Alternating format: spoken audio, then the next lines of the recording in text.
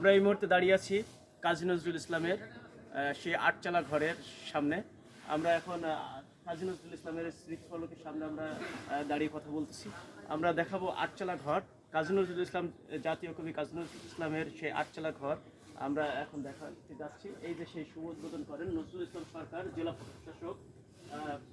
তিনি সংস্করণ কাজের শুভ উদ্বোধন করেছিলেন।